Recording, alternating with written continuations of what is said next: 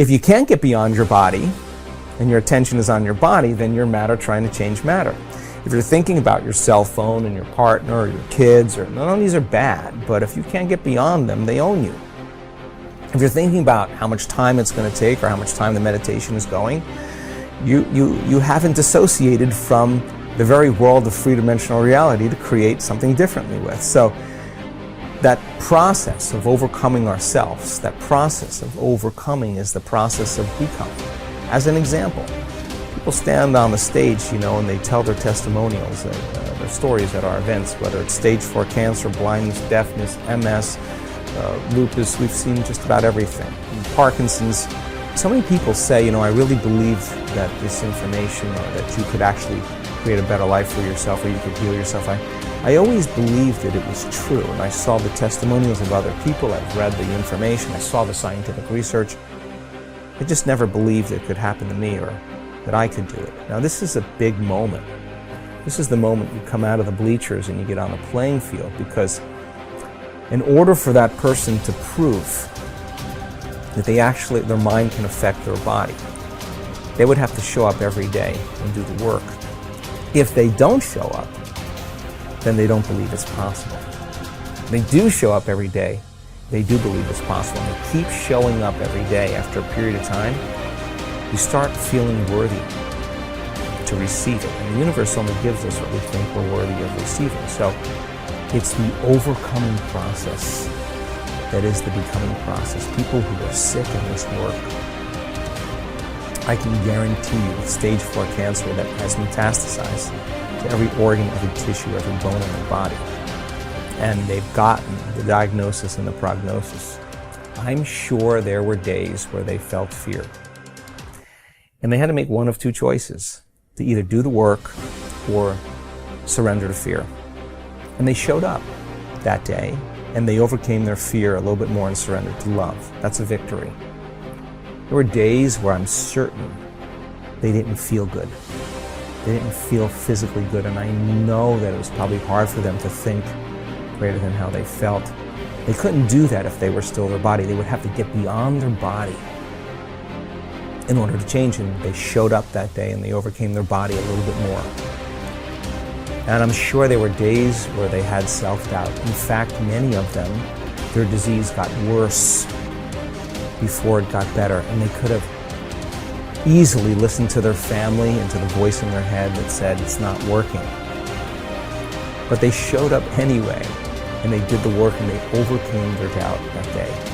And I know there were days where they thought they didn't have enough time because they had children and work and all kinds of obligations, but they made time. And it was the overcoming that actually created the becoming. And so they weren't visualizing anything. They weren't affirming anything. They were changing. Now, many of them would have a great meditation, get up feeling wonderful, feeling like connected to the emotions of their future, and their sleeping patterns got better, had more energy, their pain diminished, but their blood values and their scans were still the same. They didn't say, oh, well, I kind of know a little bit better that this doesn't work. That would be the old self, returning back to the old personality. They were more concerned about what they still had to change about themselves in order for their health to change. So they realized that many of them, 1 hour of meditation and feeling wonderful, and then spending 15 hours of your remaining day reacting and responding to everyone and everything in your life and believing those thoughts that are just hardwired programs in the brain and acting and behaving like the old self. Genes aren't going to change that way, so all of a sudden now it became practical. I got to get so good at doing this with my eyes closed. I got to do it with my eyes open. Now, this is the big game, because you got to be able to self-regulate. And so what became very practical to them is, now I'm going to rehearse how I'm going to be on the Zoom call. Now I'm going to rehearse how I'm going to be with my children, how I'm going to be with my ex. I'm going to monitor my responses. There's got to be a better way to be. Now the game becomes very real, right? And then they review at the end of the day, when did I fall from grace? When did I lose it? When did I go unconscious? Tomorrow's another lifetime. Tomorrow's another, I didn't fail. I just went unconscious. Okay, tomorrow I'm going to just work on that one thing. So now they're really working on the process of transformation. It's no longer about their health condition. They're not focused on their health condition. They're focused on change, right? And nothing changes in our life until we change. So when you hear those stories and the person has to really overcome their belief that this could work for everybody else, they just never believed it could work for me. When they get really super aware that the game is about change, and they got to get really good at doing it with their eyes open, and they have to monitor their responses to everyone and everything in their life, because if they don't, the response is actually weakening the organism. They got to catch their thoughts, because that thought that they let slip by could actually knock their brain and body out of homeostasis and turn on the stress response. So now the game changes now, and it takes an enormous amount of energy, and it takes an enormous amount of awareness. And it's not easy, and if it was easy, everybody would be doing it. But you ask that person who stands on the stage, that's the 4-minute mile, about their disease. They'll tell you two things. My disease was my greatest teacher. They'll tell you that. And you'll ask them, where's the disease now? Where is it? They'll say, it's in the old person. I'm somebody else. They didn't visualize anything. They didn't affirm anything. They just kept practicing overcoming. And it's the overcoming process that actually affects the becoming process. What determines the difference in human actions? Throughout my life, I have passionately sought the answer to these questions. One thing is clear to me. Human beings are not random creatures. Everything we do for a reason. We may not be aware of the reason consciously, but there is undoubtedly a single driving force behind all human behavior.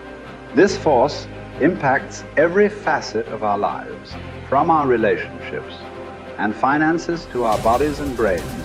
What is this force that is controlling you even now and will continue to do so for the rest of your life? Pain and pleasure. Everything you and I do, we do either out of our need to avoid pain or our desire to gain pleasure. So often, I hear people talk about changes they want to make in their lives, but they can't get themselves to follow through. They feel frustrated, overwhelmed, even angry with themselves because they know they need to take action, but they can't get themselves to do it. There is one elementary reason. They keep trying to change their behavior, which is the effect instead of dealing with the cause behind it. Understanding and utilizing the forces of pain and pleasure will allow you once and for all to create the lasting changes and improvements you desire for yourself and those you care about. Failure to understand this force dooms you to a future of living in reaction like an animal or a machine. Perhaps this sounds like a complete oversimplification, but think about it. Why don't you do some of the things you know you should do? After all, what is procrastination? It's when you know you should do something, but you still don't do it. Why not?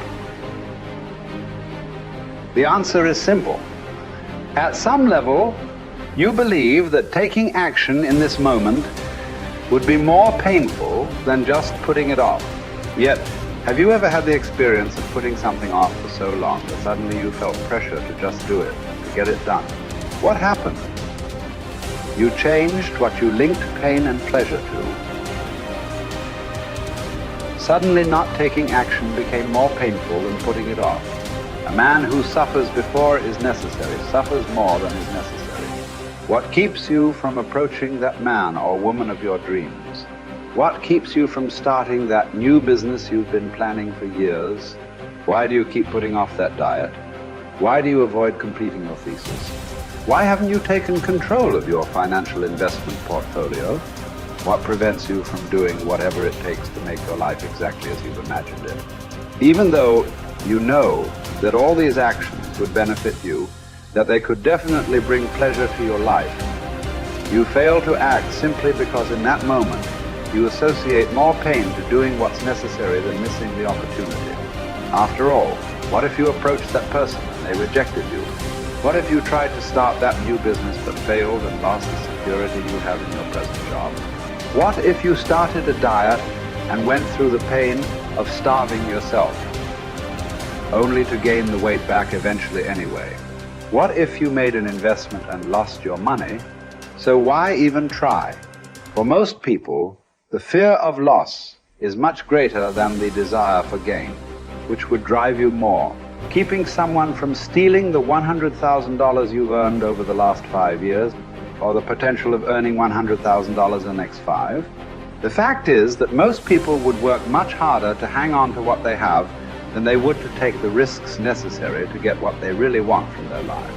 The secret of success is learning how to use pain and pleasure instead of having pain and pleasure use you. If you do that, you're in control of your life. If you don't, life controls you. If we link massive pain to any behavior or emotional pattern, we will avoid indulging in it at all costs. We can use this understanding to harness the force of pain and pleasure to change virtually anything in our lives, from a pattern of procrastinating to drug use. How do we do this? Let's say, for example, you want to keep your children off drugs. The time to reach them is before they experiment and before someone else teaches them the false association that drugs equal pleasure. My wife and I decided that the most powerful way to make sure our kids would never use drugs was to cause them to link massive pain to drugs. We knew that unless we taught them what drugs were really about, someone else might convince them that drugs were a useful way of escaping pain. If we fail to direct our own associations to pain and pleasure, we're living no better than animals or machines, continually reacting to our environment, allowing whatever comes up next to determine the direction and quality of our lives. Our behavior, both conscious and unconscious, has been rigged by pain and pleasure from so many sources. Childhood peers, moms and dads, teachers, coaches, movie and television heroes, and the list goes on. You may or may not know precisely when programming and conditioning occurred. It might have been something someone said, an incident at school, an award-winning sports event, an embarrassing moment, straight as on your report card, or maybe failing grades. All of these contributed to who you are today. I cannot emphasize strongly enough that what you link pain and pleasure to will shape your destiny. As you review your own life, can you recall experiences that formed your neuro-associations and thus set in motion the chain of causes and effects that brought you to where you are today? What meaning do you attach to things? If you're single, do you look upon marriage wistfully as a joyous adventure with your life mate, or do you dread it as a heavy ball and chain? As you sit down to dinner tonight, do you consume food matter of factly as an opportunity to refuel your body, or do you devour it as your sole source of pleasure? Men, as well as women, are much oftener led by their hearts than by their understandings. Though we'd like to deny it, the fact remains that what drives our behavior is instinctive reaction to pain and pleasure, not intellectual calculation. Intellectually, we may believe that eating chocolate is bad for us, but we'll still reach for it. Why? Because we're not driven so much by what we intellectually know, but rather by what we've learned to link pain and pleasure to in our nervous system. It's our neuro-associations, the associations we've established in our nervous systems that determine what we'll do. Although we'd like to believe it's our intellect that really drives us, in most cases our emotions. The sensations that we link to our thoughts are what truly drive us. Many times we try to override the system. For a while we stick to a diet. We finally pushed ourselves over the edge because we have so much pain. We will have solved the problem for the moment. But if we haven't eliminated the cause of the problem, it will resurface. Ultimately, in order for a change to last, we must link pain to our old behavior and pleasure to our new behavior and condition it until it's consistent. Remember, we will all do more to avoid pain than we will to gain pleasure. Going on a diet and overriding our pain in the short term by pure willpower never lasts simply because we still link pain to giving up fattening foods.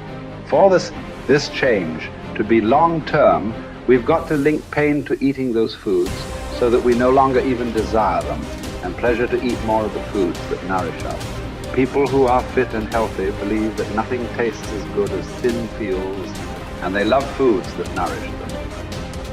In fact, they often link pleasure to pushing the plate away with food still on it. It symbolizes to them that they're in control of their lives. The truth is that we can learn to condition our minds, bodies, and emotions to link pain or pleasure to whatever we choose. By changing what we link pain and pleasure to, we will instantly change our behaviors. With smoking, for example, all you must do is link enough pain to smoking and enough pleasure to quitting. You have the ability to do this right now, but you might not exercise this capability because you've trained your body to link pleasure to smoking, or you fear that stopping would be too painful. Yet, if you meet anyone who has stopped, you will find that this behavior changed in one day. The day they truly changed what smoking meant to